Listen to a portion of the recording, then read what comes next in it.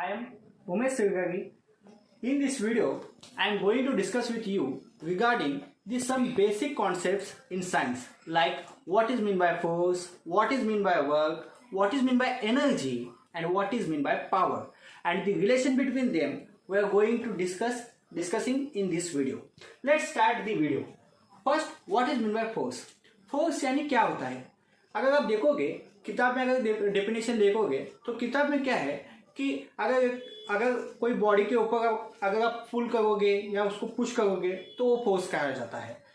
Means if we are pushing or pulling anything or any object, then we can be called as a force. Actual में क्या होता है? Force क्या है? Force एक external agent है. जब आप जो एक्सटर्नल एजेंट जब आप एक बॉडी पे लगाएंगे तो बॉडी का जो स्टेट है उसमें चेंजेस दिखाई देंगे. फॉर एग्जांपल, अगर समझो ये जो मेरे हाथ में जो मार्कर है इसका कैप, अभी एक कैप क्लोज है. अगर मुझे कैप निकालना है तो मुझे क्या करना पड़ेगा? इसके ऊपर एक एक्सटर्नल फोर्स, यानी ये आप निकाल बोले तो नहीं निकालेगा. अभी मैं बोलूंगा इसको कैप निकाल, नहीं निकालेगा. तो मुझे क्या करना पड़ेगा? एक एक्सटर्नल फोर्स अप्लाई करना पड़ेगा. और जब मैं इसको पुल करता हूँ तो ये कैप ओपन हो चुका है. जो मैं ये एक्सटर्नल एजेंट लगाया हूँ इसको क्या बोलते हैं? इसी को ही फोर्स बोलते हैं. इसकी वजह से क्या हुआ? इसमें जो इसका जो शेप है वो चेंज हो चुका है. अगर मैं इसको फिर एक बार कैप क्लोज करना चाहता हूँ तो अगर मैं अभी कहूँगा कि कैप क्लोज हो जाएगा क्या? नहीं. मुझे क्या करना पड़ेगा? फिर एक बार एक एक्सटर्नल एजेंट यानी फोर्स अप्लाई करना पड़ेगा, तब जाके कैप क्लोज हो जाएगा. यानी अगर आप देखोगे, सिंपल तरीके से आगे बताना चाहूँगा. अगर समझो ये जो पेन है, अभी ये जो मार्कर है, ये अभी कौन सी स्टेट में है? स्टडी स्टेट में है, यानी स्थिर अवस्था में है. इसमें कोई भी मोशन नहीं है, रेस्ट कंडीशन में है. अगर मैं उसको बोलूँ कि ऊपर हवा में उड़ता जा, तो ये उड़ता जाएगा क्या? नहीं. मुझे क्या करना पड़ेगा? इसके ऊपर एक फोर्स अप्लाई करना पड़ेगा जिसकी वजह से ये ऊपर उड़ेगा. ये देखो उड़ गया. अब ये नीचे क्यों आया? क्योंकि आपको पता है कि आपका जो अर्थ है, जो पृथ्वी है, उसमें ग्रेविटेशनल फोर्सेस है. वो फोर्सेस इस ऑब्जेक्ट के ऊपर लगाया गया है. उसकी वजह से ये जो ऑब्जेक्ट है वो ऊपर जाने के बाद जब इसकी वेलोसिटी जीरो हो जाएगी, आप प्रोजेक्टाइल मोशन में देखे होंगे, जब इसकी वेलोसिटी जीरो हो जाएंगी वर्टिकल कंपोनेंट का, तब जाके ये नीचे की तरफ आएगा due to the force of the gravity. अगर आप देखोगे, सिंपल मैं आपको एक बात बताना चाहता हूँ कि जब आप ग्रेविटी के बारे में, तो जब कोई भी जो इन्वायरमेंट में आप अगर कोई भी एक ऑब्जेक्ट लेंगे तो दोनों ऑब्जेक्ट के बीचों में, कौन से भी ऑब्जेक्ट के बीच में अट्रैक्शन फोर्सेस रहते हैं. यानी अगर आप देखोगे तो ये जो मार्कर है, ये मार्कर मेरा जो बॉडी है, मेरे बॉडी को अट्रैक्ट कर रहा है, और मेरा बॉडी जो है ये मार्कर को भी अट्रैक्ट कर रहा है. लेकिन ये मार्कर मेरी बॉडी के पास नहीं आएगा. क्यों? और मेरी बॉडी जो है मार्कर के पास नहीं जा रहा है. क्यों? क्योंकि जो अपना पृथ्वी है, जो अपना अर्थ है, वो भी इन सभी थिंग्स को, जो भी ऑब्जेक्ट है, सबको अट्रैक्ट कर रहा है. और उसकी जो मास है वो मास बहुत ज़्यादा है as compare to me, as compare to this pen. So उसका जो फोर्स है वो ज़्यादा होगा. उसकी वजह से उसके फोर्स के आगे मेरा फोर्स नहीं टिकेगा. उसीलिए जब मैं पेन है ऊपर की तरफ छोड़ता हूँ, यानी जब ये पेन ऊपर उड़ता है, तो ये जो पेन है, ये पेन अर्थ को भी ऊपर खींचने की प्रयास करेगा, यानी फोर्स अप्लाई करेगा, और अर्थ जो है वो पेन को भी खींचने की प्रयास करेगा नीचे की ओर. लेकिन अगर आप मास की कंपैरिजन करोगे, मास जो है, जो अपना अर्थ का जो मास है, as compare to this marker is very infinite, very large. इसकी वजह से उसका जो फोर्स है वो बहुत ही ज्यादा होगा as compare to this pen. इसीलिए ये जो पेन है वो नीचे की तरफ आएगा, यानी पृथ्वी की तरफ वो आकर्षित हो जाएगा. ये हुआ फोर्स के बारे में. यानी फोर्स इतना सिंपल मैं बताना चाहता हूँ. फोर्स जो है वो एक एक्सटर्नल एजेंट है. उसकी वजह से अगर बॉडी, सपोज अगर समझो बॉडी जब रेस्ट में रहेगी, अगर मैं फोर्स अप्लाई किया हूँ तो क्या हो जाएगी? मोशन में जाएगी. अगर बॉडी सपोज समझो मोशन में है, अगर मैं फोर्स अप्लाई किया हूँ तो रुक जाएगी. यानी अगर एक कार चलानी है, या आप अगर साइकिल चलाना चाहते हो, साइकिल पे जाके अगर बैठ गए तो साइकिल अपने आप ही चलनी पड़ेगी क्या? नहीं. आपको पैडलिंग करना पड़ेगा, यानी आपको पैरों की मदद से आपको उसके ऊपर फोर्स अप्लाई करना पड़ेगा. और फोर्स अप्लाई करने की वजह से आपका जो रेस्ट पोजीशन है साइकिल का, वो मोशन में जाएगा. और सपोज समझो आप अगर मोशन में जा रहे हो, अगर आपको अचानक रुकना है तो आप क्या करना पड़ेगा, आपको ब्रेक अप्लाई करना पड़ेगा। ब्रेक यानी ब्रेक जो है वो भी एक टाइप का फोर्स है। जब आप ब्रेक अप्लाई करते हो तो तब जो आपका जो ब्रेक रहता है यानी रबर का जो पार्ट रहता है वो आपके रिम को जाके घस जाता है, उसकी वजह से वहाँ पे फ्रिक्शन होता है। और ड्यू टू द फ्रिक्शन आपको पता है फ्रिक्शन क्या होता है। फ्रिक्शन जो है वो रिलेटिव मोशन को कम करने के लिए प्रयास करता है, रिलेटिव मोशन को कम करने के लिए। यानी जब दोनों जो रिम है वो घूम रहा है और जो आपका रबर है वो तो स्टेशनरी है, वो तो स्टेडी स्टेट है। जब वो एक दूसरे कांटेक्ट में आएंगे due to the friction, relative motion जो है उन दोनों का वो कम होते जाएगा और एट द एंड उनका जो रिलेटिव मोशन है वो जीरो होगा। यानी आपका जो व्हील है वो भी स्टेडी स्टेट में यानी रेस्ट कंडीशन में आ जाएगा। यानी अगर बॉडी को मोशन देना है या फिर उसका स्टेट चेंज करना है तो हमें फोर्स की ज़रूरत है। अगर बॉडी का अगर उसको डिस्ट्रॉय करना है तो भी हमें फोर्स की ज़रूरत है। यानी फोर्स जो है वो एक एक्सटर्नल एजेंट है जिसकी वजह से बॉडी में चेंजेस आते हैं। ये हुआ फोर्स के बारे में। अब what is mean by work. अब अगर आप देखोगे वर्क क्या है,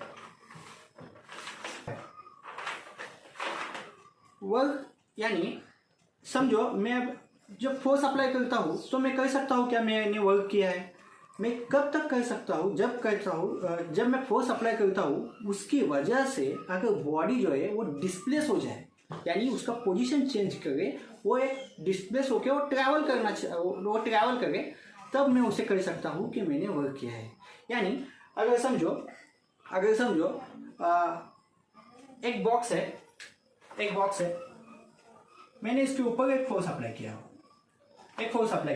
जिसकी वजह से ये जो बॉक्स है ये स्टेट में या इस पोजीशन पे था। थोड़ी देर के बाद यानी मैं फोर्स जब अप्लाई करता हूँ उसकी वजह से ये बॉक्स जो है वो यहाँ पे आ चुका है। यानी ये जो है वो डिस्प्लेस हो चुका है, वो ट्रैवल हो चुका है।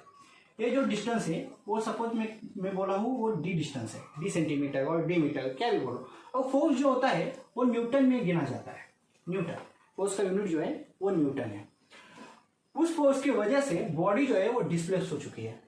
अब अगर देखोगे बॉडी के अंदर जो चेंजेस आए हैं उसी को हम वर्क कहते हैं। यानी जो फोर्स की वजह से बॉडी जो डिस्प्लेस हुआ है उसी को it done as a work, यानी यहाँ पे वर्क हो चुका है ऐसा कहा जाता है।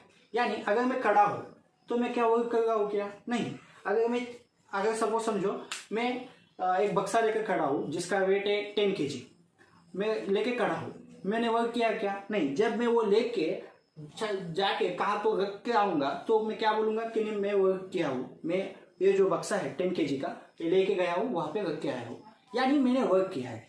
वर्क क्या होता है? वर्क जब आप बॉडी पे ऊपर फोर्स लगाते हैं और उसकी वजह से उसी डायरेक्शन में जिस डायरेक्शन में आप फोर्स अप्लाई करोगे उसी डायरेक्शन में जब वो जो बॉडी है वो डिस्प्लेस हो जाएगी, उसे कहते हैं वर्क हुआ है, वहाँ पे वर्क हुआ है। और ये वर्क की जो वैल्यू है उसकी जो वैल्यू होती है वो कितना होता है? वो जो होता है वो आपके फोर्स का जो मैग्नीट्यूड होता है यानी वैल्यू होता है उसका, और जो तो आप वो जितना डिस्टेंस ट्रैवल किया है उसका प्रोडक्ट होता है, यानी उनका गुणोत्तर होता है, उनका प्रोडक्ट होता है। यानी मैं यहाँ पे कह सकता हूँ अगर समझो ये 1 न्यूटन का अगर बॉक्स है और 1 मीटर मैंने उसको ढकेला है तो मैंने वर्क कितना किया हो? 1 newton into 1 metre is equal to 1 newton metre work मैंने किया है। अब ये हुआ वर्क के बारे में। अब नेक्स्ट पार्ट है, अगर मुझे एक बात बताओ, इसी में अगर सपोज समझो बॉडी है, मैंने उसको फोर्स जो है वो अब इस डायरेक्शन में लगा है, यानी मैं उसको एक रस्सी बांधा हूँ और रस्सी बांध के मैं उसको खींच के जा रहा हूँ। यानी अब जो है मैं उसके ऊपर फोर्स भी अप्लाई किया हूँ और वो उस फोर्स की वजह से वो ट्रैवल भी होगा, यानी मैं वर्क कर रहा हूँ। लेकिन उसका मैग्नीट्यूड कितना है, उसका वैल्यू कितना है, वो कैसे पता चलेगा? अगर आप देखोगे कि मैंने फोर्स अप्लाई किया है एफ फोर्स, लेट्स कंसीडर मैंने फोर्स अप्लाई किया है एफ, और उसकी वजह से जो मैंने डिस्टेंस ट्रैवल किया है उस फोर्स अप्लाई करके वो है डी डिस्टेंस। मैं अब कह सकता हूँ क्या कि वर्क जो है वो एफ फोर्स एंड डिस्टेंस जो है वो d।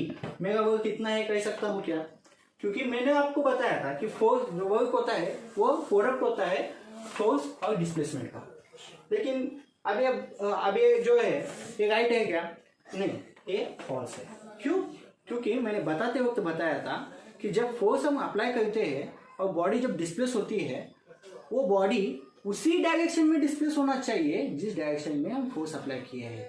यानी मैं जो फोर्स अप्लाई करता हूँ, अगर मैं हॉरिजॉन्टली फोर्स अप्लाई किया हो और बॉडी जो है वो हॉरिजॉन्टली ट्रैवल हुआ है, तो उनका ही प्रोडक्ट को हम वर्क कहते हैं।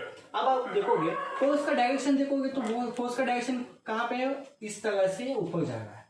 तो एक्चुअली में इस बॉडी को वर्क के लिए फोर्स जो है वो हॉरिजॉन्टली होना चाहिए, क्योंकि जो डिस्टेंस जो ट्रैवल हो रहा है उसी डायरेक्शन में उसका फोर्स होना चाहिए, उसी को हम वर्क कहते हैं।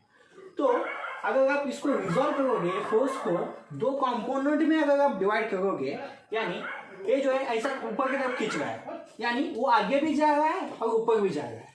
अगर आप देखोगे इसको जब रिजॉल्व करोगे तो इसका जो कंपोनेंट है वो दो भाग में डिवाइड हो जाएंगे, और एक जो होता है वो एफ, यहाँ पे सपोज अगर समझो एंगल थीटा एंगल बना है तो एफ कॉस थीटा होगा और ये एफ साइन थीटा होगा। ये दोनों फोर्सेस है। ये दोनों फोर्सेस में ये जो फोर्स है इसकी डायरेक्शन में अगर देखोगे तो जो आपका बॉडी है जो डिस्प्लेस हो रहा है उसी डायरेक्शन में है। तो मैं अब ये कह सकता हूँ कि वर्क जो है work is equal to force क्या है, जो बॉडी मूव होगा उसी डायरेक्शन में फोर्स या cos theta into distance which is travelled by the body, वो है डी। ये हुआ actual magnitude of the force. Thank you friends for watching this video. Thank you.